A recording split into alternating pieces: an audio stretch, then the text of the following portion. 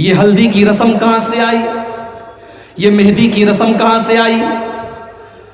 لڑکی کو ہلدی لگائی جا رہی ہے، خاندان کی ساری لڑکیاں اکٹھا ہوئی ہیں، سب پیلے پیلے رنگ کے کپڑے پہنے ہوئی ہیں۔ اس گھر میں عقیقہ کی دعوت تو نہیں ہوتی، ولیمہ کی دعوت تو نہیں ہوتی، لیکن ہلدی کی رسم ضرور پوری کی جا رہی ہے۔ ساری لڑکیاں ہلدی کے کلر کا کپڑا پہنی ہے اور دلہن کو ہلدی لگائی جا رہی ہے، فنکشن ہو رہا ہے، پارٹی ہو رہی ہے، ناچ گانا ہو رہا ہے، رات میں عورتیں گیت گا رہی ہیں۔ یہ تمام چیزیں میرے پیارے ساتھیوں ہندو مذہب سے لی گئی ہیں اور آپ کے ہندوستانی کلچر سے لی گئی ہیں۔ اسلام میں یہ تمام چیزیں حرام ہیں۔ اللہ کے پیارے نبی فرماتے ہیں من تشبہ بقوم فہو منہم، جو کسی قوم کی نقل کرے گا، جو کسی قوم کے طریقے پر چلے گا، وہ کل قیامت کے دن انہی لوگوں کے ساتھ رہے گا۔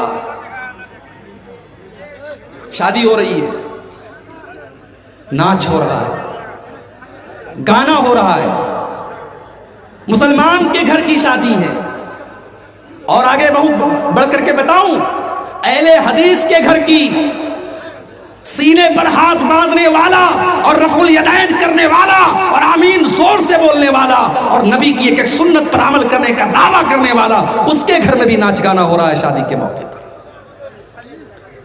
میرے پیارے ساتھیوں، اگر آپ کا دعویٰ ہے کہ آپ اہل حدیث ہیں، اور میں بیان کرتا ہوں بنارس میں اور دوسرے علاقوں میں کہ میں جب سیمانچل کے علاقے میں جاتا ہوں، میں ایک ایسی قوم کے درمیان بھی جاتا ہوں جس کو شیر سابادی قوم کہتے ہیں، جو 99% اہل حدیث ہے، جو 99% قرآن و سنت پر چلنے والی ہے، مگر جب آپ کے سماج میں میں یہ سنتا ہوں کہ جہیز کا لین دین بھی ہو رہا ہے، شادی بیاہ پر ناچ گانا بھی ہو رہا ہے، تب مجھے سوچنے پر مجبور ہونا پڑتا ہے کہ کیا ہم صرف انہی چیزوں کے لیے اہل حدیث ہیں؟ کیا ہماری شادی بیاہ اور ہمارے نکاح کا طریقہ کیا یہ قرآن و حدیث کے مطابق نہیں ہونا چاہیے؟ میرے بھائیو، لڑکا کٹیہار کا رہنے والا، لڑکی کہیں اور کی رہنے والی، خاندان الگ ہے، دونوں نے کبھی ایک دوسرے کو دیکھا بھی نہیں تھا۔ لڑکے والوں نے جا کر کے لڑکی کو دیکھا، لڑکی پسند آئی، رشتہ طے ہو گیا، نکاح ہو گیا، لڑکی دلہن بن کر کے گھر میں آئی۔ ساری زندگی دونوں نے ایک دوسرے کو کبھی دیکھا نہیں تھا، لیکن شادی ہو جاتی ہے اور 2-4 روز کے بعد اتنی محبت پیدا ہو جاتی، اتنا پیار پیدا ہو جاتا ہے، لڑکا نوکری کے سلسلے میں اپنے شہر کے باہر جانے لگتا ہے، کٹیہار سے باہر جانے لگتا ہے، دلی ممبئی کلکتہ جانے لگتا ہے۔ اس کی 4 دن کی آئی ہوئی بیوی کی آنکھوں میں آنسو آ جاتے ہیں، وہ رونے لگتی ہے، وہ ہاتھ پکڑ کر کے شوہر کو منع کرتی ہے، مجھے چھوڑ کے نہ جاؤ، مجھے اپنے ساتھ لے کر کے جاؤ۔ او لوگو، یہ محبت اس عورت کے دل میں کس نے ڈالی؟ اس شوہر کے دل میں اس بیوی کی محبت کس نے ڈالی؟ قرآن کہتا ہے یہ محبت سوشل میڈیا کے ذریعے پیدا نہیں ہوئی، یہ محبت فیس بک کے ذریعے پیدا نہیں ہوئی، یہ محبت انسٹاگرام کے ذریعے پیدا نہیں ہوئی۔ وَمِنْ آيَاتِهِ أَنْ خَلَقَ لَكُمْ مِنْ أَنفُسِكُمْ أَزْوَاجًا، ہم نے تمہاری بیویوں کو بنایا تاکہ تم ان سے سکون حاصل کرو۔ وَجَعَلَ بَيْنَكُمْ مَوَدَّةً وَرَحْمَةً، اور ہم نے میاں بیوی کے دل میں ایک دوسرے کی محبت پیدا کر دی۔ اور ایک بات بتاؤں، میاں بیوی کے رشتے کو اللہ نے کیا کہا ہے قرآن میں؟ ہن لباس لکم وانتم لباس لہن، مرد اپنی عورت کے لیے لباس ہے اور عورت اپنے مرد کے لیے لباس ہے۔ لباس کا مطلب سمجھتے ہیں؟ میں بلیزر پہن کے بیٹھا ہوں آپ کے سامنے، کیوں صاحب؟ میں ٹی شرٹ پہن کے کیوں نہیں آیا؟ کیونکہ مجھے پتا ہے کہ مجھے بلیزر اچھی لگتی ہے۔ ہمارے بہت سارے نوجوان ٹی شرٹ پہنتے ہیں، ان کو یہ لگتا ہے کہ صاحب ہمارے اوپر ٹی شرٹ اچھی لگتی ہے۔ عورتوں کو دیکھیے کتنا پیسہ خرچ کرتی ہیں اپنے کپڑے کے اوپر۔ کپڑا اور لباس انسان کو زینت دیتا ہے، انسان کو سجاتا ہے، انسان کو خوبصورت بناتا ہے۔ اللہ فرما رہا ہے کہ ہن لباس لکم وانتم لباس لہن، پتی اپنی پتنی کے لیے لباس ہے، پتنی اپنے پتی کے لیے لباس ہے، یعنی دونوں ایک دوسرے کے لیے زینت ہیں، ایک دوسرے کی خوبصورتی ہیں۔ اگر مرد کی زندگی سے عورت کو نکال دیا جائے، اگر عورت کی زندگی سے اس کے شوہر کو نکال دیا جائے، ان کی رنگین زندگی بلیک اینڈ وائٹ ہو جائے گی، ان کی زندگی سے خوبصورتی ختم ہو جائے گی۔ اور لباس کا ایک کام اور بھی ہے، گرمی کا موسم آیا، کاٹن کا کپڑا پہن لیا، سردی کا موسم آیا ہم نے اونی کپڑا پہن لیا، برسات کا موسم آیا ہم رین کوٹ پہن کر کے نکل گئے۔ لباس ہمیں اور آپ کو موسم کے نقصان سے بچاتا ہے، گرمی میں گرمی سے بچاتا ہے، سردی میں ٹھنڈک سے بچاتا ہے، بارش میں بارش سے بچاتا ہے۔ اب ذرا قرآن کی اس آیت پر غور کرو، اللہ کہہ رہا ہے ہن لباس لکم وانتم لباس لہن، تمہاری بیوی تمہارے لیے لباس ہے، وہ تم کو زناکاری کے خرابیوں سے بچاتی ہے۔ تمہارے پاس جب بیوی رہے گی تمہاری شرمگاہ کا غلط استعمال نہیں ہوگا، تمہاری آنکھیں نہیں بہکیں گی، تم غلط راستے کی طرف نہیں جاؤ گے۔ اور اگر شادی کرنے کے بعد بھی تمہاری شرمگاہ غلط راستے پر جا رہی ہے اور تمہاری نظریں غلط راستے پر جا رہی ہے تو تم ڈبل مجرم ہو، کیونکہ تمہارے پاس حلال راستہ موجود تھا۔ اس لیے اسلام یہ کہتا ہے اگر شادی شدہ مرد یا شادی شدہ عورت اگر زنا کرتی ہے اور کسی غیر کے ساتھ تعلق قائم کرتی ہے تو شادی شدہ مرد اور شادی شدہ عورت کو سزائے موت دے دی جائے گی، اس کو پتھروں سے مار مار کے ختم کر دیا جائے گا، کیونکہ وہ مجرم نہیں ہے، وہ ڈبل مجرم ہے، اس کے پاس تو اپنی خواہش کو پورا کرنے کے لیے حلال راستہ موجود ہے۔ ہن لباس لکم، عورتیں اپنے شوہر کے لیے لباس ہیں اور شوہر اپنی بیوی کے لیے لباس ہے۔ اچھا، لباس کا ایک کام اور بھی ہے، یہاں جتنے لوگ بیٹھے ہیں سب کے بدن پہ کپڑا ہے، کوئی لنگی پہنے ہوئے ہے، کوئی پاجامہ پہنے ہوئے ہے، کوئی پینٹ پہنے ہوئے ہے، لیکن سب کے بدن پہ کپڑا ہے۔ اگر اس پورے جلسے میں کوئی اچانک سے آ جائے جو بالکل ننگا ہو، اس کے بدن پہ کپڑا نہ ہو، تو پہلی نظر میں ہم کہیں گے کہ یہ آدمی پاگل ہے، یہ آدمی پاگل ہے۔ اگر یہ صحیح ہوتا تو یہ ننگا نہ ہوتا۔ ایک عقل مند انسان جس کا دماغ صحیح طریقے سے کام کر رہا ہو، ایسا نہیں ہو سکتا کہ وہ ننگا گھومے گا، کیونکہ لباس ہماری ستر پوشی کرتا ہے، ہماری شرمگاہ کو ڈھانپتا ہے، ہماری عزت پر پردہ ڈالتا ہے۔ اب ذرا قرآن کی اس آیت پر غور کرو، ہن لباس لکم وانتم لباس لہن، تمہاری بیوی تمہارے لیے لباس ہے، تم اپنی بیوی کے لیے لباس ہو، وہ تمہاری عزت پر پردہ ڈالتی ہے، تم اس کی عزت پر پردہ ڈالتے ہو، وہ تمہیں چھپاتی ہے، تم اسے چھپاتے ہو، تم دونوں ایک دوسرے کے لیے پردہ ہو، پردہ۔ اسی لیے اللہ کے نبی نے سختی سے منع کیا ہے۔ سہاگ رات کے بعد لڑکے اپنے دوستوں سے شیئر کرتے ہیں اپنی باتیں، اسلام نے قطعی طور پر حرام کیا ہے۔ بیڈ روم کے اندر میاں بیوی کے درمیان جو باتیں ہو رہی ہیں، جو محبت ہو رہی ہے، وہ میاں بیوی کے درمیان کا ایک راز ہے، ایک سیکرٹ ہے۔ اس سیکرٹ کو آپ کو کسی کے سامنے ظاہر نہیں کرنا ہے۔ خبردار خبردار، کوئی عورت اپنی سہیلیوں کو نہ بتائے، کوئی مرد اپنے دوستوں کو نہ بتائے۔ اللہ کے نبی نے منع کیا ہے۔ کیوں منع کیا ہے؟ فرمایا ہن لباس لکم وانتم لباس لہن، تم دونوں ایک دوسرے کا لباس ہو، اور لباس کا کام تو پردہ ڈالنا ہوتا ہے، لباس کا کام بے پردہ کرنا نہیں ہوتا۔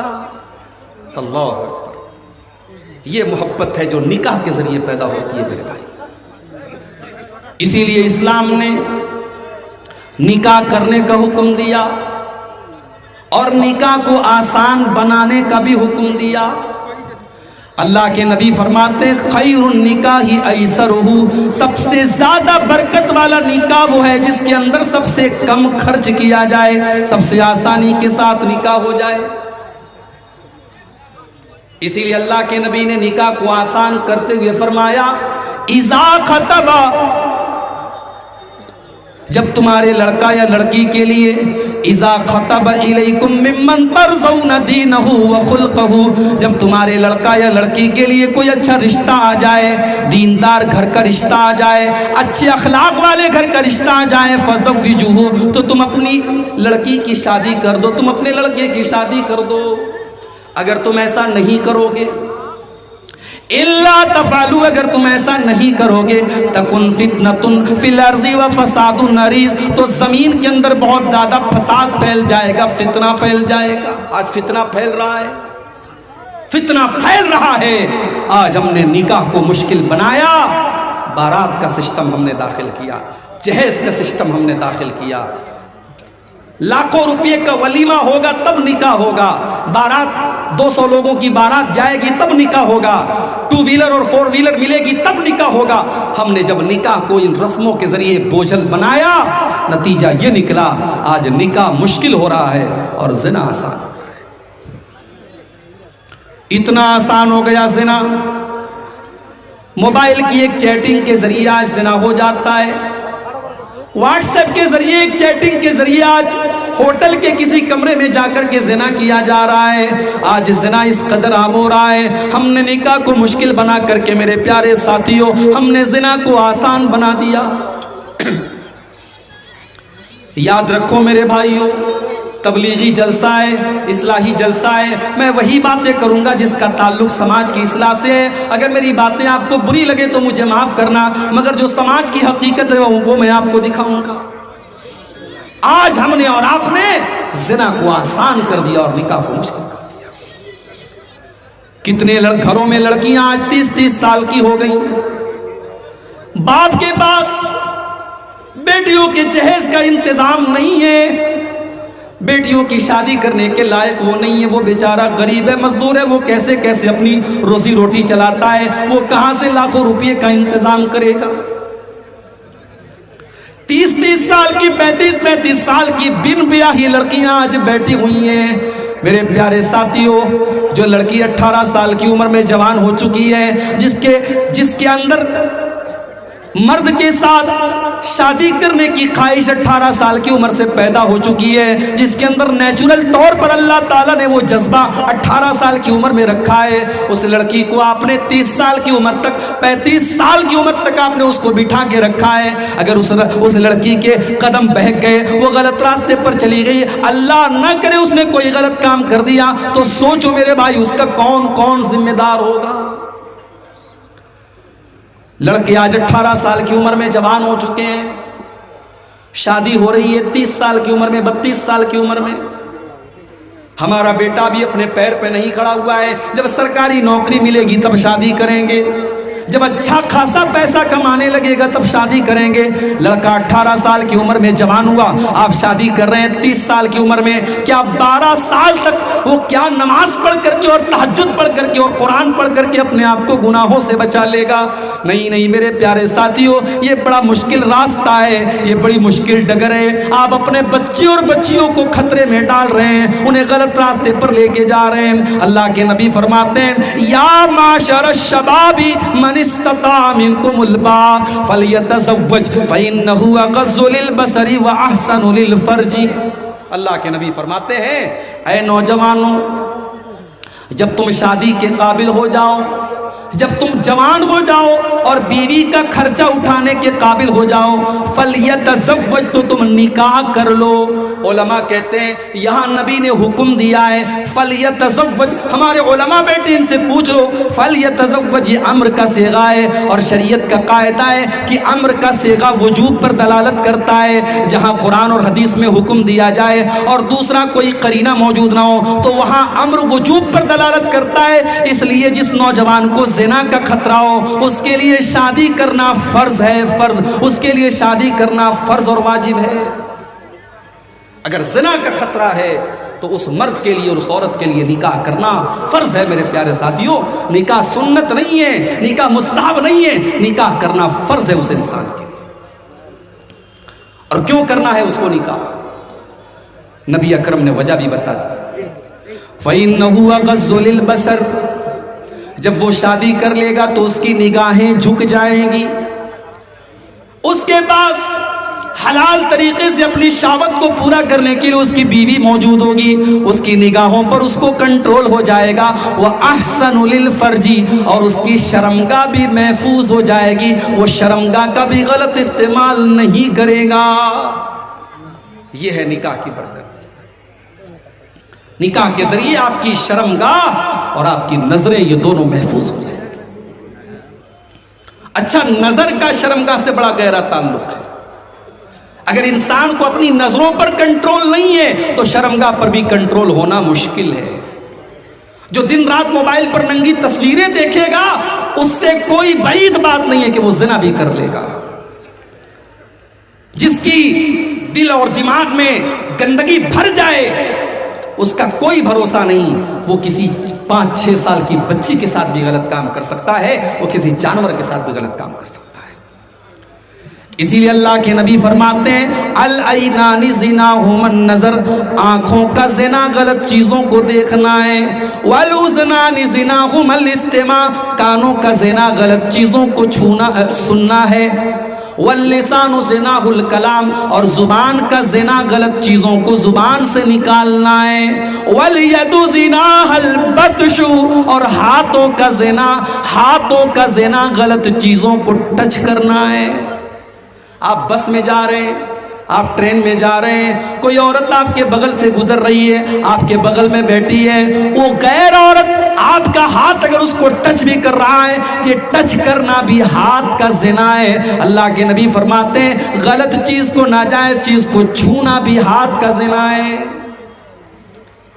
اسی لیے اللہ کے نبی نے فرمایا کہ کسی کے سر پہ لوہے کے ہتھوڑے سے مار کر کے اس کے سر میں لوہے کی کیل ٹھوک دی جائے, یہ اتنی تکلیف کی چیز نہیں ہے. اس سے زیادہ تکلیف کی چیز یہ ہے کہ ایک مرد کسی غیر عورت کو ٹچ کرے, اس کو ہاتھ لگائے, یہ اس سے بڑا گناہ ہے. اس کے سر پہ اگر لوہے کی کیل ٹھوک دی جائے اس میں کم تکلیف ہے جتنی تکلیف اس کو قیامت کے دن اس پر ہوگی کہ اس نے کسی غیر عورت کو ٹچ کیا تھا. آگے اللہ کے نبی فرماتے ہیں والرجل زناہ الخطا, پیروں کا زنا غلط چیزوں کی طرف چل کے جانا ہے. آنکھوں سے زنا ہو رہا ہے, زبان سے زنا ہو رہا ہے, کانوں کے ذریعے تم گندے گندے گانے اور بالی ووڈ کے سانگ سن کر کے کانوں سے زنا کر رہے ہو, تم زبان سے گالی بک کر کے زبان سے زنا کر رہے ہو, تم ہاتھوں سے غلط چیزوں کو ٹچ کر کے اپنے ہاتھوں سے زنا کر رہے ہو, تم پیروں سے غلط راستے پر جا کر کے پیروں سے زنا کر رہے ہو. اور اللہ کے نبی فرماتے ہیں جب ان تمام چیزوں پر انسان کو کنٹرول نہیں ہوتا ہے, والقلب یہوا ویتمنا, اس کے بعد انسان کے دل میں غلط کام کرنے کی تمنائیں پیدا ہونے لگتی ہیں, اس کے دل میں اچھائیں پیدا ہونے لگتی ہیں. والفرج یصدق ذلک ویکذبہ, اور اس کے بعد یا تو اس کی شرمگاہ وہ کام کر ڈالتی ہے یا اس کام سے بچ جاتی ہے, یا تو انسان زنا کر ڈالتا ہے یا بچا لیتا ہے, لیکن شروعات انہی چیزوں کے ذریعے ہوتی ہے. آج یہ زنا عام ہو رہا ہے, اور کیوں عام ہو رہا ہے؟ کیونکہ ہم نے نکاح کو مشکل بنا دیا میرے بھائیوں. رشتے ناطے کرنے سے لے کر کے شادی تک کتنی لمبی لسٹ ہے جو ہم ناجائز اور حرام کام کرتے ہیں. شادی بیاہ میں ناچ گانا ہو رہا ہے, اچھے اچھے دیندار گھروں میں ناچ گانا.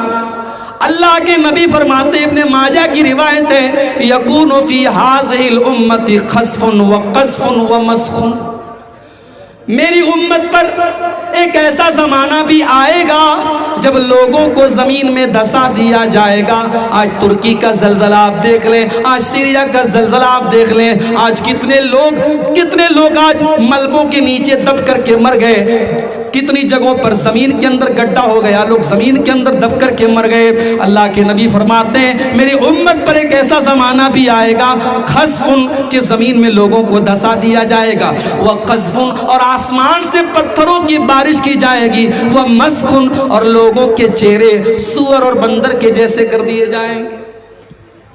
بعض علماء کہتے ہیں کہ سور اور بندر کی طرح چہرہ ہونے کا مطلب یہ بھی ہو سکتا ہے کہ انسان کی شکل تو رہے گی, چہرہ تو انسان کے جیسا رہے گا, مگر نیچر سور کے جیسا ہو جائے گا, سور کے جیسا بے حیا ہو جائے گا, بندر کے جیسا بے غیرت ہو جائے گا. نہ بھائی کو بہن کی غیرت ہوگی, نہ شوہر کو بیوی کی غیرت ہوگی, نہ باپ کو بیٹی کی غیرت ہوگی. آج آپ دیکھ لیں سماج میں, آج بندر اور سور کی طرف بے غیرت ہوتا چلا جا رہا ہے سماج. صحابہ نے پوچھا اللہ کے نبی وہ زمانہ کب آئے گا؟ آپ نے فرمایا اذا ظہرت القینات والمعازف, جب ناچنے گانے والیاں تمہارے گھروں کے اندر آ جائیں گی. ارے گھر چھوڑ دو, اب تو مسجدوں کے اندر آ گئی ناچنے گانے والیاں, تاریخ میں کبھی کسی نے سوچا نہیں تھا کہ اللہ کے گھروں میں گانا بجے گا۔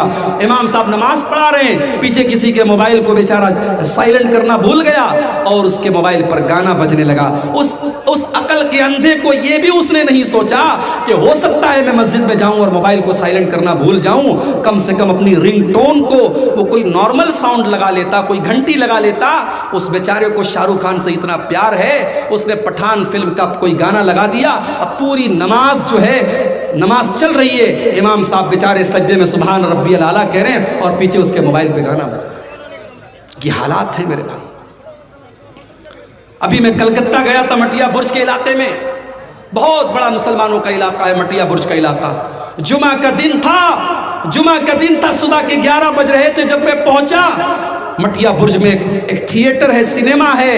دیکھا کہ بیچارے شاہ رخ خان صاحب کی جو نئی فلم آئی ہے پٹھان، جس کو دیکھنا بڑے ثواب کا کام ہے اور جس کو دیکھنے کے لیے لوگ بڑی آپس میں جو ہے دوڑ دھوپ اور مقابلہ کر رہے ہیں۔ میں نے دیکھا کہ نوجوانوں کی بڑی بھیڑ لگی ہے، ہاؤس فل چل رہی ہے۔ ہمارا نوجوان آج سمجھ رہا ہے کہ اسلام کی ترقی اسی میں ہے کہ میں یہ فلم دیکھ لوں تاکہ جو لوگ بائیکاٹ کر رہے ہیں میں اس کا منہ بند کر دوں، میں یہ فلم دیکھ کر کے شاہ رخ خان کا بھلا کر دوں۔ یہ حالات ہے ہمارے۔ اچھے اچھے عالموں کا موبائل آپ دیکھیے، وہ بیچارہ فیس بک پر اچھی اچھی باتیں دیکھ رہا ہے۔ اب فیس بک تو ہوشیار ہے نا، اب فیس بک پر آپ جب اس کی ریلز دیکھتے ہیں، آپ نے کوئی ویڈیو ایک بار دیکھ لیا، اگر آپ نے وہ ویڈیو ایک بار دیکھ لیا، فیس بک سمجھ گیا کہ یہ ویڈیو آپ کو اچھا لگا تبھی تو آپ نے پورا دیکھا۔ اب اس سے ریلیٹڈ ویڈیو بار بار آئے گا۔ آپ نے کوئی گانا دیکھ لیا، بار بار گانا آئے گا۔ کوئی ایسی چیز، کوئی سیریل وغیرہ دیکھ لیا، بار بار سیریل آئے گا۔ آج آپ علماء اور بڑے بڑے داڑھی والوں اور نمازیوں کے موبائل پر آج گانے بج رہے ہیں۔ اللہ کے نبی فرما رہے ہیں کہ لوگوں کے گھروں میں ناچنے گانے والیاں آ جائے گی۔ وَشُرِبَتِ الْخُمُورُ، اور اللہ کے نبی فرماتے ہیں کہ شرابیں بہت زیادہ پی جائیں گی۔ شراب بھی آج پی جا رہی ہے۔ کتنے نوجوان آج شوقیہ شراب پی رہے ہیں۔ آج بھارت کے آپ کے اس اسٹیٹ کے اندر، بہار کے اندر گورنمنٹ نے شراب کے اوپر پابندی لگائی ہے، اس کے باوجود چوری چپکے کتنی شراب پی جا رہی ہے۔ آج افسوس کی بات تو یہ ہے کہ شراب بندی کی یہ مہم تو ہمیں اور آپ کو چلانا چاہیے تھا۔ ہم نے تو 1400 سال پہلے شراب بندی کا اعلان کیا تھا، ہمارے مذہب نے تو 1400 سال پہلے شراب بندی کا اعلان کیا تھا۔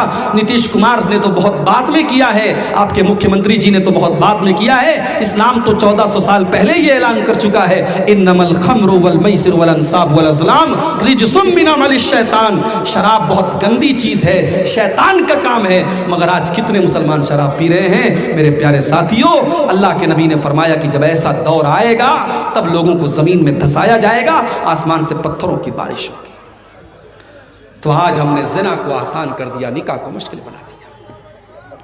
ہلدی کی رسم ہو رہی ہے، ناچ گانا ہو رہا ہے، اور پتہ نہیں، مجھے نہیں معلوم کہ آپ کے یہاں یہ چیزیں ایک نئے شہروں میں تو میں دیکھتا ہوں کہ باقاعدہ پوری شادی کی ویڈیو ریکارڈنگ ہو رہی ہے۔ ہوتی ہے آپ کے یہاں بھی ہوتی ہے؟ پیسے والے لوگوں کیا ہوتی ہوگی؟ ویڈیو ریکارڈنگ ہو رہی ہے، ایک غیر مرد آتا ہے گھر کی عورتوں کے بیچ میں گھس کر کے ایک ایک چیز کو ریکارڈ کر رہا ہے، اور بعد میں اس کی پوری کیسٹ بنتی ہے، پوری سی ڈی بنتی ہے، اور بعد میں لوگ مزے لے کے دیکھتے ہیں، کہتے ہیں کتنی یادگار چیز ہے، میری شادی کے موقع کی دیکھو ویڈیو بن رہی ہے۔ کہاں گئی تمہاری غیرت؟ کہاں گئی تمہاری شرم و حیا؟ وہ اسلام جو یہ حکم دیتا ہے کہ دیور بھی اپنی بھابھی کے سامنے تنہائی میں نہ جائے، وہ اسلام جو یہ حکم دیتا ہے کہ جیجا بھی اپنی سالی سے اکیلے میں نہ ملے، تنہائی میں نہ ملے، وہ اس کے لیے غیر محرم ہے، کیا وہ اسلام اس بات کی پرمیشن دے سکتا ہے کہ ویڈیو ریکارڈنگ کرنے والا آپ کے گھر کی عورتوں کو جب وہ شادی کے سجاوٹ میں سجی ہیں، میک اپ کر کے آئی ہیں، لدی پھدی ہیں، وہ سب کی ریکارڈنگ کر رہا ہے، وہ دلہن کے کمرے میں پہنچا ہوا ہے، وہ سب کے فوٹو کھینچ رہا ہے، سب کی ویڈیو ریکارڈنگ کر رہا ہے؟ کہاں گئی تمہاری غیرت میرے پیارے بھائی؟ اللہ کے نبی فرماتے ہیں سلاست لا ينظر اللہ عز وجل الیہم یوم القیامہ، 3 لوگ ایسے کہ قیامت کے دن اللہ تعالیٰ ان کی طرف دیکھے گا بھی نہیں، ان سے بات چیت بھی نہیں کرے گا، ان کو گناہوں سے پاک و صاف بھی نہیں کرے گا۔ کون 3 لوگ؟ نمبر 1، العاق لوالدیہ، اپنے ماں باپ سے رشتہ توڑنے والا۔ او میرے نوجوان ساتھیوں، آپ نے شادی کر لی، آپ اپنی بیوی سے بہت زیادہ پیار کرتے ہیں، بہت اچھی بات ہے، مگر بیوی سے پیار کرنے کا یہ مطلب نہیں ہے کہ آپ اپنے ماں باپ سے رشتہ توڑ دیں۔ ہو سکتا ہے ساس بہو کا معاملہ گھر میں آ جائے، ہو سکتا ہے کہ آپ کی ماں آپ کی بیوی کو کچھ کڑوی کسیلی باتیں بھی سنا دے، آپ صبر سے کام لے لیں، آپ صبر کے گھونٹ پی لیں، لیکن آپ اپنے ماں باپ سے رشتہ نہ توڑیں، اپنے ماں باپ سے رشتہ نہ توڑیں۔ اپنی بیوی کے لیے اپنے ماں باپ سے رشتہ توڑنے والے کان کھول کر کے سن لیں، العاق لوالدیہ، اپنے ماں باپ کو ستانے والا کل قیامت کے دن اللہ تعالیٰ کی نظر رحمت سے بھی دور ہوگا۔ نمبر 2، والمرأة المترجلہ، اور مردوں کی نقل کرنے والی، مردوں کے جیسے چھوٹے چھوٹے بال رکھنے والی اور مردوں کے جیسا ٹائٹ کپڑا پہننے والی، مردوں کے جیسا لباس پہننے والی عورت بھی اللہ تعالیٰ کی رحمت سے دور ہوگی۔ اور تیسرا آدمی والدیوس، وہ بغیرت آدمی، الذی یقر فی اہلہ الخبث، جس کے گھر میں بے حیائی کا کام ہو رہا ہے، بے غیرتی کا کام ہو رہا ہے اور وہ برداشت کر رہا ہے۔ بے حیا اور بے غیرت ہو چکے ہیں ہم، اور رشتہ دیکھنے ہم جاتے ہیں، ہم نے یہ تو دیکھا کہ شیر آبادی ہم ہیں، لڑکی شیر آبادی برادری کی ہے کہ نہیں، ہم نے یہ تو دیکھا کہ ہم اہل حدیث ہیں، لڑکی اہل حدیث گھر کی ہے کہ نہیں ہے، مگر ہم نے یہ نہیں دیکھا لڑکی نمازی ہے کہ نہیں ہے، لڑکی کا کیریکٹر کیسا ہے۔ لڑکے کی ماں گئی، لڑکی گوری چٹی خوبصورت، پورے خاندان میں سب سے زیادہ اسمارٹ اور بیوٹیفل تھی، لڑکے کی ماں نہال ہو گئی، اس نے آ کر کے کہا کہ میری بہو بہت اچھی ہے، میں رشتہ فائنل کروں۔ دینداری کو نہیں دیکھا اس نے خاندان کو تو دیکھا، اس نے لڑکی کے باپ کا پیسہ تو دیکھا، اس نے لڑکی کی خوبصورتی تو دیکھی، مگر اس نے دینداری کو نہیں دیکھا۔ جب آپ نے رشتہ کرنے کے ٹائم دینداری کو نہیں دیکھا، اور وہ خوبصورت لڑکی جب آپ کے گھر میں بہو بن کر کے آئی اور آگے چل کر کے جب آپ کو وہ ستانے لگی، آپ کے گھر کا ماحول خراب کرنے لگی، بے پردہ گھومنے لگی، تو آپ کو شکایت کرنے کا کوئی حق حاصل نہیں ہے، کیونکہ آپ نے تو بنیاد ہی غلط رکھی تھی، آپ نے تو رشتہ دیکھنے کے ٹائم دینداری کو دیکھا ہی نہیں تھا۔ اللہ کے نبی فرماتے ہیں تُنْكَحُ الْمَرْأَةُ لِأَرْبَعٍ، جب کسی عورت کی شادی ہوتی ہے تو 4 چیزیں عورت کے اندر دیکھی جاتی ہیں۔ لِمَالِهَا، مال دیکھا جاتا ہے۔ میں ایسے بھی لوگوں کو جانتا ہوں، لڑکا کہہ رہا ہے کہ میں جہیز نہیں لوں گا، لڑکی والے پریشر ڈالتے ہیں تم کو لینا پڑے گا۔ میں نے ایسی بھی مثالیں دیکھی ہیں سماج میں، لڑکا خوددار ہے، لڑکا عزت والا ہے، لڑکے نے طے کیا ہے۔ ابھی کل میرے پاس ایک فون آیا، دلی کے قریب ایک جگہ پڑتی ہاپڑ کا ایک نوجوان لڑکا، اچھی نوکری ہے اس کے پاس، خوبصورت ہے، نوجوان ہے۔ اس نے کہا شیخ صاحب میرے گھر والے نہیں مان رہے، میں تو کہہ رہا ہوں کہ میں بغیر جہیز کے شادی کروں گا، بغیر بارات کے کروں گا، لیکن میری ماں کہہ رہی ہے، میرا باپ کہہ رہا ہے جب ہم نے جہیز دیا ہے تو ہم لیں گے کیوں نہیں، جب ہم نے اپنی بیٹی کو جہیز دیا ہے تو ہم لیں گے کیوں نہیں۔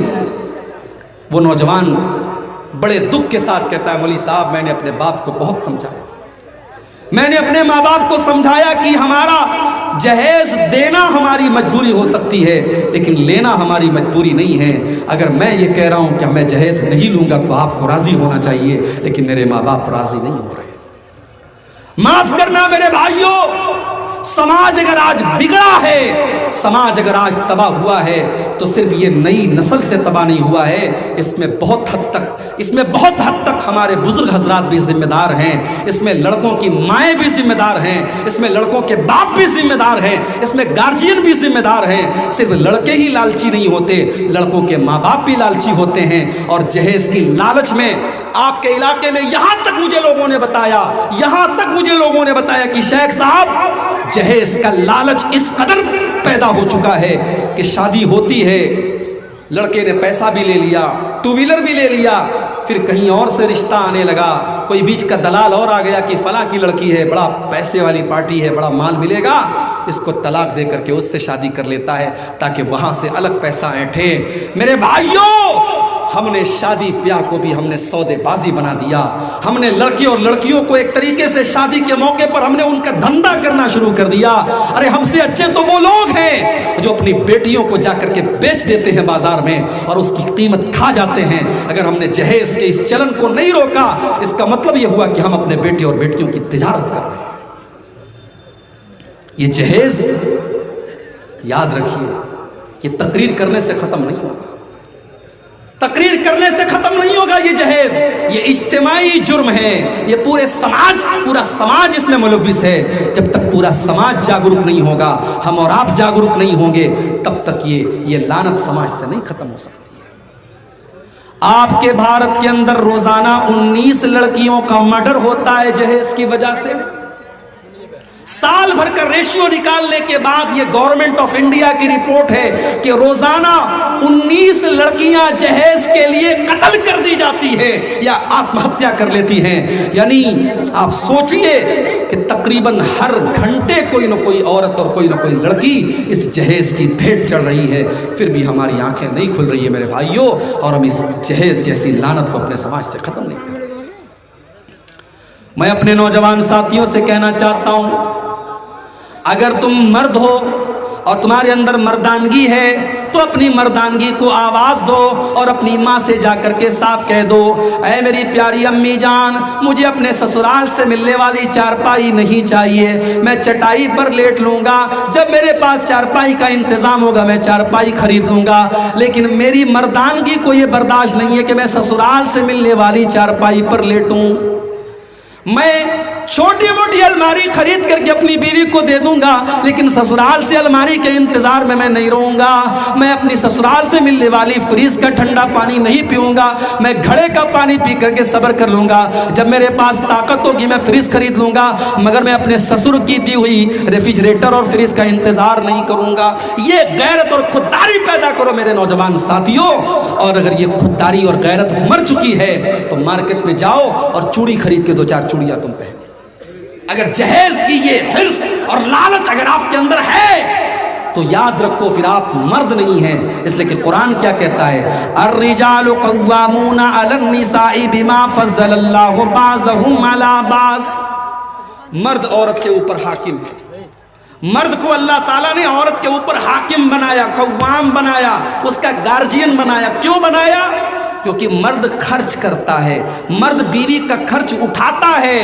جس مرد کو یہ انتظار ہو کہ میری بیوی 5 لاکھ روپیہ لائے گی تب میں شادی کروں گا، تو وہ مرد کہاں ہے؟ اس کو تو چوڑی پہن لینا چاہیے، کیونکہ قرآن کہہ رہا ہے کہ مرد تو وہ ہے جو اپنی بیوی کا خرچہ اٹھائے، جو اپنی بیوی کو کھلائے اور پلائے، اور اسی لیے اللہ نے مرد کو عورت کے اوپر حاکم بنایا ہے۔ اللہ نے مرد کو عورت سے زیادہ طاقتور بنایا ہے، وَبِمَا أَنفَقُوا مِنْ أَمْوَالِهِمْ، اور اللہ نے مرد کو حکم دیا ہے کہ تو اپنی بیوی کے اوپر خرچ کر، اپنی بیوی کے کپڑے کا، اس کے کھانے کا، اس کے رہنے کا تو انتظام کر۔ ہمارے یہاں شادی ہوتی ہے، لوگ سوال کرتے ہیں لڑکے سے، کیا کیا تجھے ملا جہیز میں؟ یہی پوچھتے ہیں نا، کیا کیا تجھے ملا، کتنا کیش ملا، 2 ویلر ملی کہ 4 ویلر ملی، فریج کتنے لیٹر والی ملی، الماری کیسی ملی، مسیری کیسے ملی؟ ہم لڑکوں سے سوال کرتے ہیں۔ آئیے ذرا نبی کے دور میں چلتے ہیں۔ اللہ کے نبی کے ایک صحابی عبد الرحمن ابن عوف رضی اللہ تعالیٰ عنہ مدینہ پہنچتے ہیں ہجرت کر کے، بالکل کنگال ہیں، خالی ہاتھ ہیں، ایک پیسہ بھی ان کی جیب میں نہیں ہے۔ اللہ کے نبی اپنے صحابہ کا بھائی چارہ کرتے ہیں، مکہ کے مہاجروں کا مدینہ کے انصاریوں کے ساتھ آپ بھائی چارہ کرتے ہیں۔ ہم تو اپنے سگے بھائی کی جائیداد اور اس کی پراپرٹی پر قبضہ کرنا چاہتے ہیں۔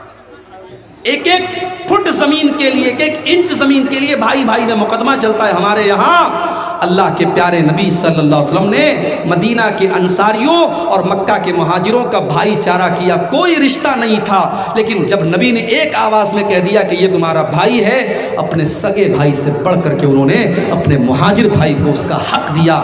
یہ مثال قائم کی صحابہ۔ حضرت عبد الرحمن ابن عوف کا بھائی چارہ اللہ کے نبی نے سعد ابن ربیع کے ساتھ کرایا. سعد ابن ربیع آتے ہیں, اے عبد الرحمن میرے پیارے بھائی, یہ میرا مال ہے, یہ میری پراپرٹی ہے, میرا کھجوروں کا باغ ہے. اے عبد الرحمن آ جاؤ, اقسم لک نصفین, میں اپنے مال کے 2 حصے کر دیتا ہوں, آدھا تمہیں دے دیتا ہوں, آدھا میں لے لیتا ہوں. اے عبد الرحمن تم اس شہر میں نئے آئے ہو, تمہاری شادی ہونا بھی مشکل ہے, تمہیں رشتہ ملنا بھی مشکل ہے, تمہارے پاس روپیہ پیسہ کا انتظام نہیں ہے. اے عبد الرحمن میری 4 بیویاں ہیں, تم کسی بیوی کو دیکھ لو, اگر وہ تمہیں پسند آ جائے میں طلاق دے دیتا ہوں, عدت گزارنے کے بعد میری بیوی تم سے نکاح کر لے گی, تمہارا گھر بھی بس جائے گا, میں گھر بھی دے دیتا ہوں, زمین جائیداد بھی دے دیتا ہوں, پراپرٹی بھی دے دیتا ہوں, اور میں تمہاری شادی کا انتظام بھی کر دیتا ہوں. میرے بھائیوں, اسلام ایک مکمل دین ہے. اسلام صرف نماز پڑھنے کا نام نہیں ہے, اسلام صرف عبادت کرنے کا نام نہیں ہے. اسلام ایک مکمل لائف اسٹائل ہے, ایک ضابطۂ حیات ہے, ایک جیون شیلی ہے, ایک زندگی گزارنے کا طریقہ ہے اسلام. بچہ پیدا ہوتا ہے, ماں کے پیٹ سے نکلتا ہے, آنکھیں کھولتا ہے, اس وقت سے لے کر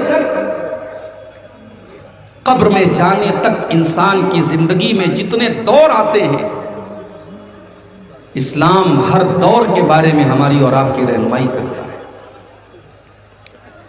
زندگی کا کوئی ایسا پہلو نہیں ہے جہاں آپ یہ کہہ سکیں کہ اسلام یہاں خاموش ہے, اسلام نے ہمیں کچھ نہیں بتایا. یہاں تک کہ جب آپ اپنی نیچرل ضرورت کو پورا کرنے کے لیے, اپنی فطری ضرورت کو پورا کرنے کے لیے لیٹرین میں جاتے ہیں, باتھ روم میں جاتے ہیں, وہاں پر آپ کو باتھ روم میں جانے کے ٹائم کون سا پاؤں پہلے اندر لے کر کے جانا ہے, اور باہر نکلنے کے ٹائم کون سا پیر باہر نکالنا ہے, کون سے ہاتھ سے آپ کو استنجا کرنا ہے. اگر پتھر اور ڈھیلے سے آپ استنجا کرتے ہیں تو کتنے ڈھیلے لینے ہیں آپ کو, کون سا ہاتھ استعمال کرنا ہے, کون سا ہاتھ استعمال نہیں کرنا ہے, کہاں پر جا کر کے استنجا کرنا ہے, کہاں نہیں کرنا ہے. اللہ کے پیارے نبی نے یہ بھی ہم کو سکھایا اور اس کی بھی تعلیم دی. حضرت سلمان فارسی رضی اللہ تعالیٰ عنہ سے کسی نے کہا, مذاق اڑاتے ہوئے کہا, علمکم نبیکم کل شیء, تمہارے نبی نے تو ہر چیز تم کو سکھائی ہے, ہر چیز تم کو سکھائی ہے, تو پیشاب پاخانہ کرنے کا طریقہ بھی سکھایا ہوگا.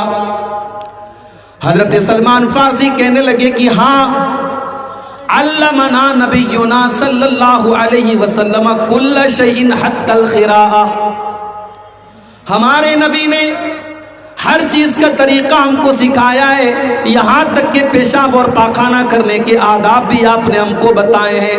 آپ نے ہم کو حکم دیا ہے کہ ہم گوبر یا ہڈی سے استنجا نہ کریں, ہم بائیں ہاتھ سے استنجا نہ کریں, ہم استنجا کے ٹائم قبلہ کی طرف اپنا چہرہ یا اپنی پیٹھ نہ کریں. اسلام وہ دین ہے میرے پیارے ساتھ. اسی لیے اللہ قرآن میں کہتا ہے, الیوم اکملت لکم دینکم واتممت علیکم نعمتی ورضیت لکم الاسلام دینا. میں نے اپنے دین کو تمہارے لیے مکمل کر دیا, میں نے اپنی نعمت کو تم پر تمام کر دیا, اور میں نے اسلام کو تمہارے لیے پسند کر لیا. اب اسی دین کو تم مانو گے تبھی تم کامیاب ہو سکتے ہو.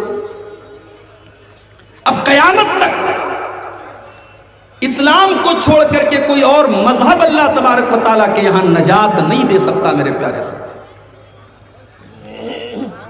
وَمَن يَبْتَغِ غَيْرَ الْإِسْلَامِ دِينًا فَلَن يُقْبَلَ مِنْهُ, اگر اسلام کے علاوہ آپ نے کوئی اور راستہ اپنایا تو اللہ تبارک و تعالیٰ کہتا ہے کہ ہم تمہارے اس عمل کو قبول نہیں کریں گے.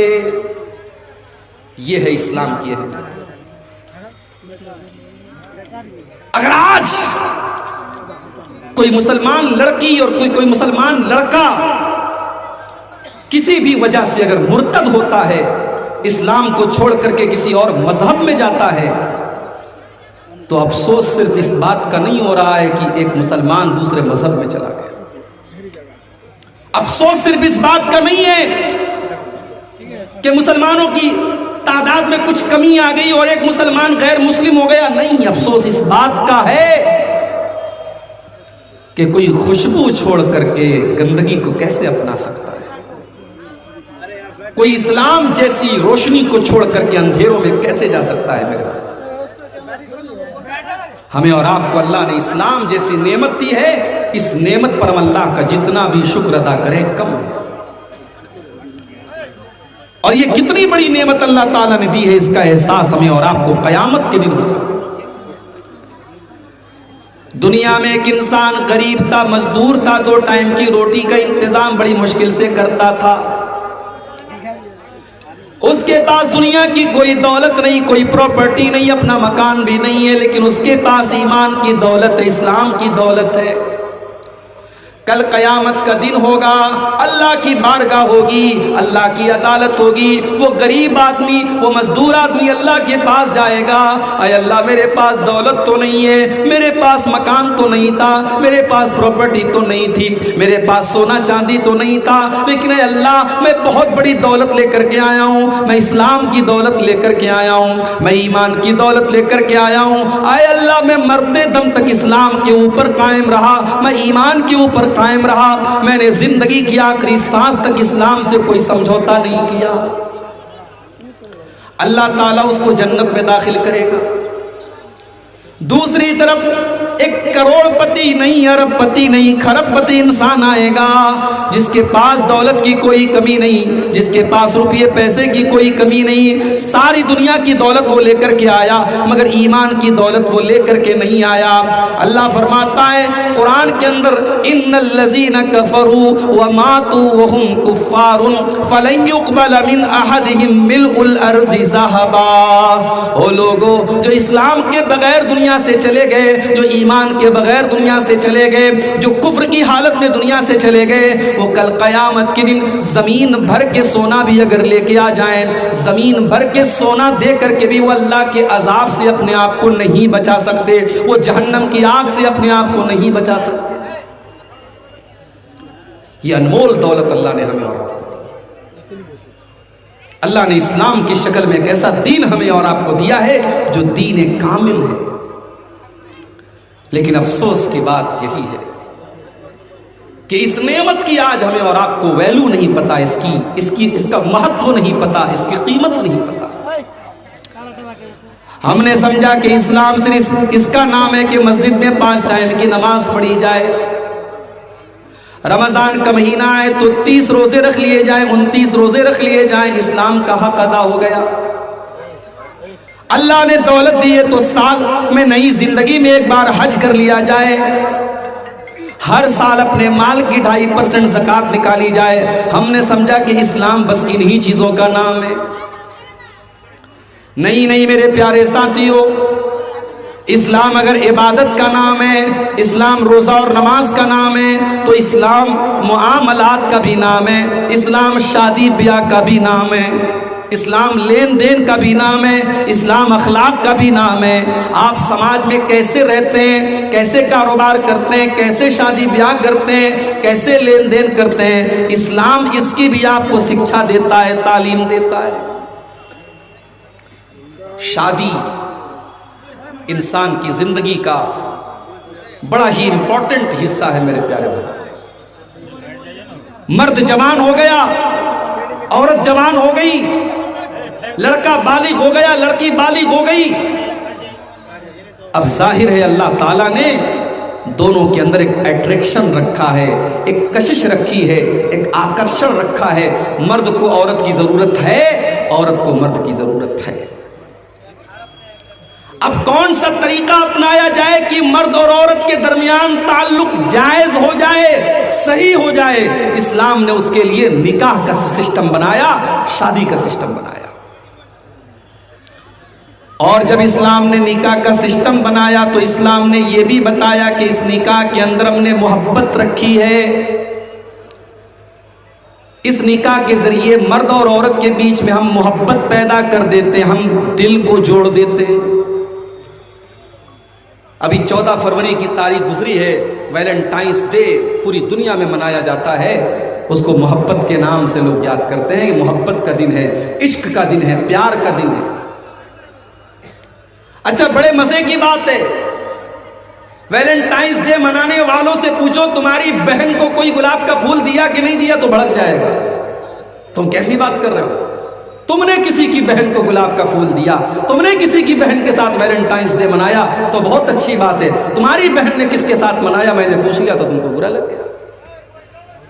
اس کا مطلب یہ ہوا کہ تم جس کو محبت کا نام دے رہے ہو، جس کو پیار کہہ رہے ہو، جس کو لو کہہ رہے ہو، جس کو عشق کہہ رہے ہو، یہ عشق نہیں ہے، یہ لو نہیں ہے، یہ پیار نہیں ہے، یہ ہوس ہے، یہ لشٹ ہے، یہ واسنا ہے، یہ جسم کی بھوک ہے، اور یہ ٹائم پاس ہے. اور یہ اسی لیے آج آپ دیکھیے کہ لوگ لو اور پیار کے نام پر آج ایک دوسرے سے تعلق قائم کرتے ہیں، اور جب جی بھر جاتا ہے تو جس طریقے سے قلم استعمال کرنے کے بعد قلم کو پھینک دیا جاتا ہے، رشتوں کو بھی لوگ پھینک دیتے ہیں. لیکن جب ایک لڑکا لڑکی کے درمیان نکاح کا مقدس پوتر بندھن بنتا ہے، جب نکاح ہوتا ہے، جب مولوی صاحب قرآن کی آیتیں پڑھ کر کے لڑکے سے کہتے ہیں میں نے آپ کا نکاح فلانا کے ساتھ کر دیا، آپ نے قبول کر لیا، لڑکا کہتا ہاں میں نے قبول کر لیا. جب اللہ کا نام لے کر کے جب یہ ایجاب و قبول ہوتا ہے اور نکاح کا رشتہ جب وجود میں آتا ہے تو اللہ قرآن میں کہتا ہے کہ اب ہم محبت پیدا کرتے ہیں. اور یہ عجیب و غریب محبت ہے جو ریسٹورنٹ میں پیدا نہیں ہو سکتی، جو کسی پارک کے اندر پیدا نہیں ہو سکتی، جو کسی کالج کے کمرے کے اندر پیدا نہیں ہو سکتی، جو دنیا کے کسی گندے روم میں پیدا نہیں ہو سکتی. یہ محبت پیدا ہوتی ہے نکاح کے ساتھ. وَمِنْ آيَاتِهِ أَنْ خَلَقَ لَكُم مِّنْ أَنفُسِكُمْ أَزْوَاجًا لِتَسْكُنُوا إِلَيْهَا. اللہ تعالیٰ کی بہت بڑی نشانی یہ بھی ہے کہ اس نے تمہارے لیے تمہاری بیوی کو بنایا، تمہارا جوڑا بنایا، لِتَسْكُنُوا إِلَيْهَا، تاکہ تم اپنی بیوی سے سکون حاصل کرو. مرد کو عورت کے ذریعے، عورت کو مرد کے ذریعے سکون ملتا ہے. نکاح کے بعد، شادی کے بعد میاں بیوی ایک دوسرے کے سکون کا ذریعہ بنتے ہیں. اور اسی لیے اگر کسی بیوی کے اندر یہ چھمتا نہ ہو کہ وہ اپنے شوہر کو سکون دے، اگر شوہر اپنی بیوی کو سکون نہ دے تو سمجھ لو کہ وہ اپنے رشتے کے ساتھ انصاف نہیں کر رہا ہے. اگر مرد گھر میں آتا عورت اپنے شوہر کے لیے نہ تو سجتی ہے، نہ سورتی ہے، نہ میک اپ کرتی ہے، نہ شوہر کا دل لبھاتی ہے، نہ شوہر سے پیار سے باتیں کرتی ہیں، تو وہ عورت یہ سمجھ لے کہ وہ اپنے شوہر کو غلط راستے پر لے جانے پر اکسا رہی ہے، وہ اپنے شوہر کو اپنے آپ سے دور کر رہی ہے. اللہ کے نبی سے پوچھا گیا اے اللہ کے نبی سب سے بہترین عورت کون؟ اللہ کے پیارے نبی فرماتے ہیں التی تسرہ اذا نظر، سب سے بہترین عورت وہ ہے شوہر دیکھے تو خوش ہو جائے.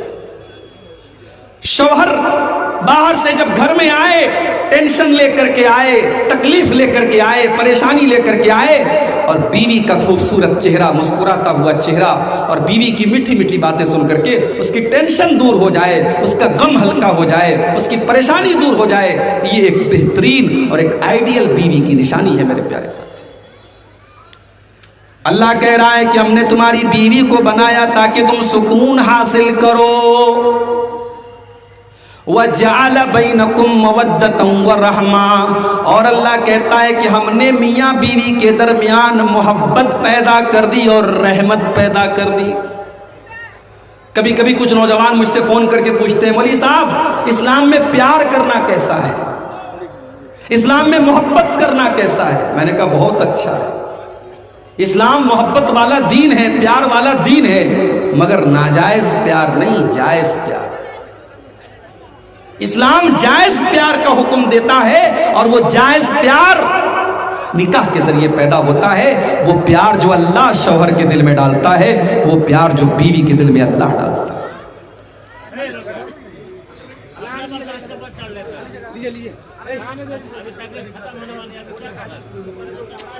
سوچئے میرے بھائی، نوکری بھی مل رہی ہے، چھوکری بھی مل رہی ہے، یہی تو دو چیزیں آج بڑی امپورٹنٹ ہوتی ہیں. گھر بھی بس رہا ہے، زمین جائیداد بھی مل رہی ہے، لیکن عبدالرحمن ابن عوف بڑے خوددار آدمی تھے. انہوں نے کہا بارک اللہ لک فی اہلک و مالک. ارے یار اس کو پہلے کہنا چاہیے, کیوں بار بار باقی 10 منٹ بچے ہیں اس میں آپ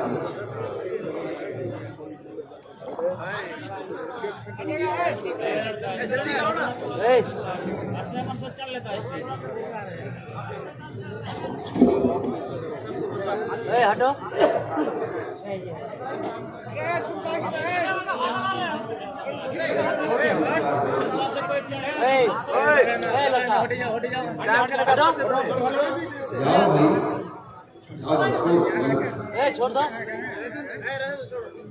عبدالرحمن ابن عوف رضی اللہ تعالیٰ عنہ خوددار آدمی تھے. ہم اور آپ ہوتے تو فری میں مل رہا ہے, جو فری میں ملتا ہے اس کو کون چھوڑتا ہے. عبدالرحمن ابن عوف کہتے کہ میرے بھائی اللہ تیرے مال میں برکت دے, تیرے پریوار میں برکت دے, مجھے تیری بیوی سے شادی نہیں کرنا, مجھے تیرا گھر مکان نہیں چاہیے, مجھے تیرا مال نہیں چاہیے, میں خوددار آدمی ہوں, میں بزنس مین آدمی ہوں, مجھے تم بزنس کرنے کا راستہ بتاؤ, مجھے بازار کا راستہ بتاؤ, مارکیٹ کا پتہ بتاؤ. مارکیٹ کا پتہ بتایا گیا. عبدالرحمن ابن عوف رضی اللہ تعالیٰ عنہ نے پنیر کا اور گھی کا کاروبار کیا, اور کچھ ہی دنوں میں اللہ نے اتنی برکت دی کہ عبدالرحمن ابن عوف نے بہت پیسہ کمایا اور شادی بھی کر لی. ایک دن اللہ کے نبی سے ملاقات ہوئی. اللہ کے نبی صلی اللہ علیہ وسلم نے دیکھا ان کے کپڑے پر زردی لگی ہے. اس زمانے میں عورتیں خوشبو لگاتی تھی شادی کے موقع پر جو زرد رنگ کی ہوتی تھی. اللہ کے نبی سمجھ گئے کہ عبدالرحمن نے شادی کی ہے. اچھا شادی کر لی, نبی کو انوائٹ کیا. ہمارے یہاں اگر آپ شادی کر لیں اور مولوی صاحب کو, مسجد کے امام صاحب کو نہ بلائیں تو امام صاحب آپ کے خلاف جمعہ پڑھا دیں گے. یہ ہم کو بلائے گا شادی کر لی. اللہ کے نبی کو پتا بھی نہیں چلا. آپ نے پوچھا کہ شادی کی ہو کیا؟ ہاں اللہ کے نبی نے. نبی نے اگلا سوال کیا کم سکتا. غور کرو, اللہ کے نبی نے یہ نہیں پوچھا کہ اے عبدالرحمن تم کو جہیز میں کیا کیا ملا. آپ نے پوچھا کم سکتا تم نے اپنی بیوی کو مہر میں کیا دیا, مہر میں تم نے کیا دیا. کہا اللہ کے نبی زینت نوات من ذهب, میں نے سونے کی کھجور کی گٹھلی کے برابر میں نے سونا اپنی بیوی کو دیا ہے. اللہ کے نبی سمجھ گئے کہ عبدالرحمن نے پیسہ کمایا ہے. آپ نے فرمایا اولم ولو بشاۃ, اے عبدالرحمن تم جلدی سے ولیمہ کر کے ہم کو دعوت کھلاؤ. اگر بکری کا ولیمہ کر سکتے ہو تو بکری کا ولیمہ کرو. ہمارے یہاں ولیمہ میں بھی بڑی فضول کرتی ہے. جو بڑے بڑے کروڑ پتی لوگ ہیں, پورے علاقے کے بڑے بڑے چودھری اور بڑے بڑے پردھان اور بڑے بڑے نیتاؤں کو بلاتے ہیں. ان کے پڑوس میں غریب آدمی ہیں, اس غریب کو وہ نہیں بلاتے ہیں, اور پورے گاؤں کے بڑے بڑے کروڑ پتیوں کو بلاتے ہیں. میرے پیارے بھائیوں, اللہ کے نبی نے اس کو سب سے برا ولیمہ کہا ہے. شر الطعام طعام الولیمہ. اللہ کے نبی فرماتے ہیں سب سے برا کھانا اس ولیمہ کا کھانا ہے جہاں غریبوں کو چھوڑ دیا جائے اور امیروں کو بلایا جائے. اگر آپ کے رشتہ داروں میں, آپ کے خاندان میں, آپ کے اڑوس پڑوس میں اگر غریب لوگ بھی ہیں تو آپ جب ولیمہ کی دعوت کریں تو ان کو کھلائیں اور ایک حساب سے آپ ولیمہ کریں. ضروری نہیں ہے کہ آپ, ابھی میں کشمیر گیا تھا پچھلے سال, کشمیر میں لوگوں نے مجھے بتایا کہ شادی کے موقع پر 17 ٹائپ کے 18 ٹائپ کے وہاں شادی کے موقع پر گوشت 18 طریقے کے الگ الگ. آپ کے تو سیمانچل میں تو گوشت کا مطلب صرف گوشت ہوتا ہے, اس میں مرچا ڈال دیا, مسالہ ڈال دیا, تیل ڈال دیا, ڈھیر سارا جھول ڈال دیا, ہو گیا گوشت ہو گیا. ہمارے یہاں تو قیمہ نہیں ہے, کباب نہیں ہے, کوفتہ نہیں ہے, لیکن کشمیر میں 18 ٹائپ کے گوشت ملتے ہیں. حیدرآباد میں کم سے کم 5 طریقے کی بریانی ہوتی ہے, 10 طریقے کا سالن ہوتا ہے. غریب آدمی بیچارہ وہ اس رسم و رواج کے بندھن میں بندھ جاتا ہے. ان رسم و رواج سے اپنی گردن اپنے آپ کو آزاد کرو. ہمارے نبی ہم کو رسم و رواج کے بندھنوں سے آزاد کرنے کے لیے آئے. اللہ نے قرآن میں سورہ اعراف کی آیت نمبر 157 میں فرمایا الذین یتبعون الرسول النبی الامی الذی یجدونہ مکتوبا عندہم فی التوراۃ والانجیل. میرے نبی کا تذکرہ تم کو تورات میں بھی ملے گا, تم کو انجیل میں بھی ملے گا, تم کو تمام آسمانی کتابوں میں ملے گا. یامرہم بالمعروف, میرا نبی تم کو نیکیوں کا حکم دیتا ہے, وینہاہم عن المنکر, تم کو बुराइयों से रोकता है। वयुहिल्लु लहुम अत-तय्यिबात, मेरा नबी पाकीज़ा चीजों को तुम्हारे लिए हलाल करता है। वयुहर्रिमु अलैहिमुल खबाइस, और नापाक चीजों को तुम्हारे लिए हराम करता है।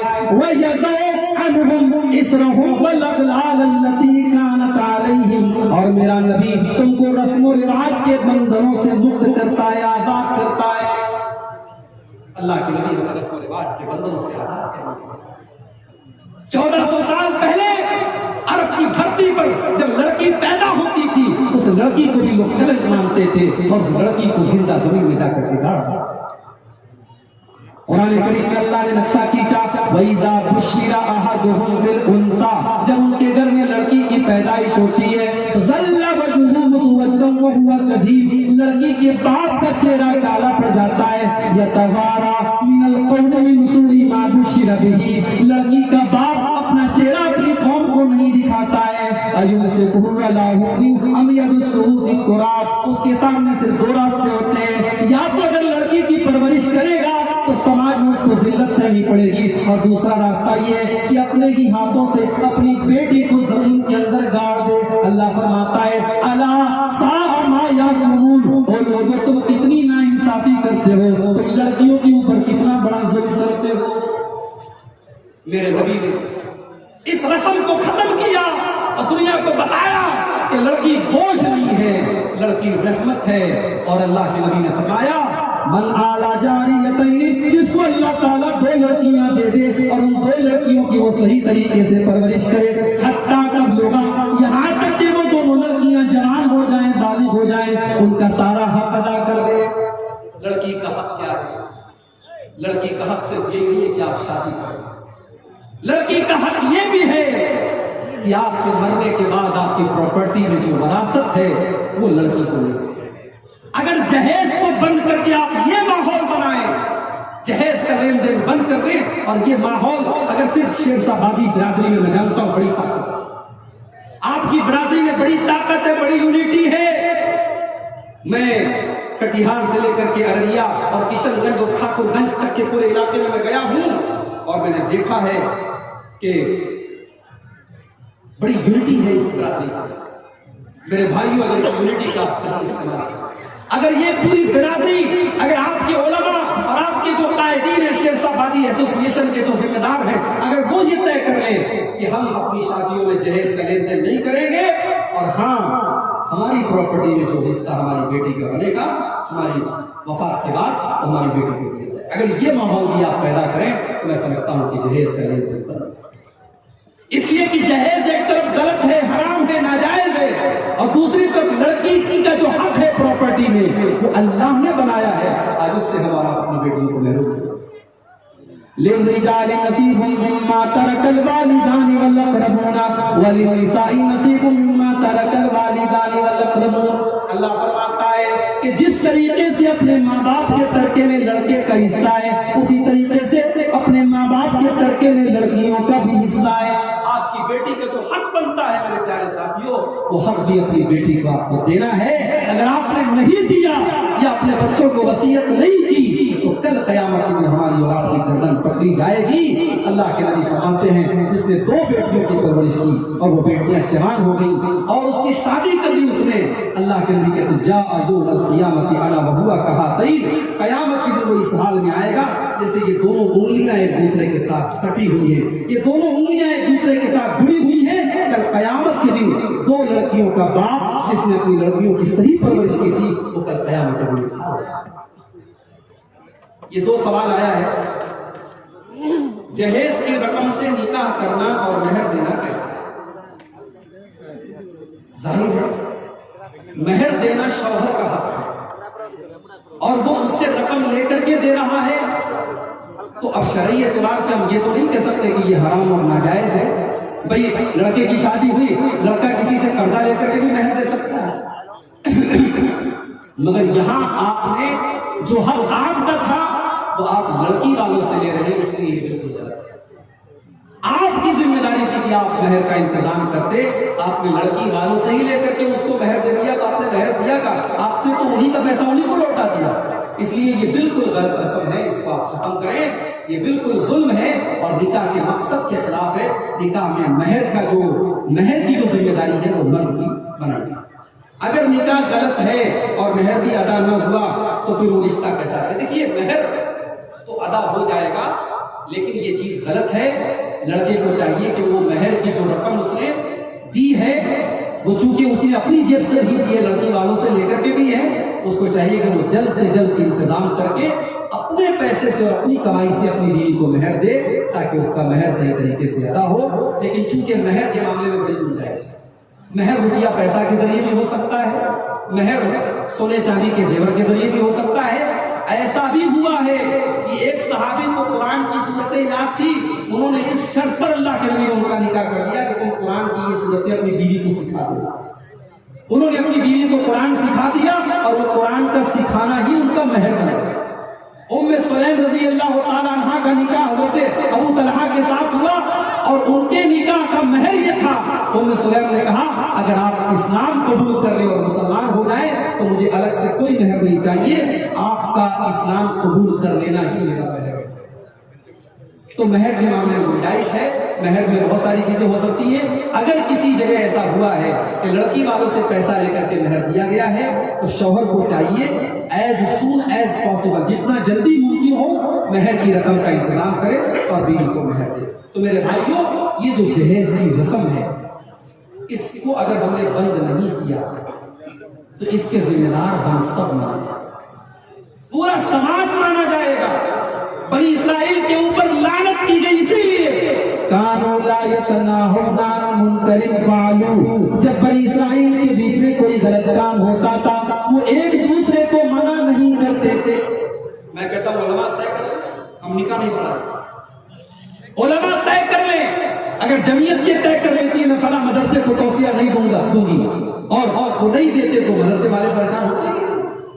علماء طے کر لیں, آپ کے شیخ آبادی کو علماء طے کر لیں ہم نکاح نہیں پڑھائیں گے جہاں جہیز کا لیں گے. ایک زمانہ تھا ہمارے بنارس میں بھی شادی بیاہ میں ڈھول تاشے بجتے تھے, بارات نکلتی تھی ڈھول بجتا تھا, ناچ گانا ہوتا تھا مسلمانوں کے درمیان. اس زمانے میں علماء نے مل کر کے فتویٰ دیا یہ حرام ہے اور ہم نکاح نہیں پڑھائیں گے.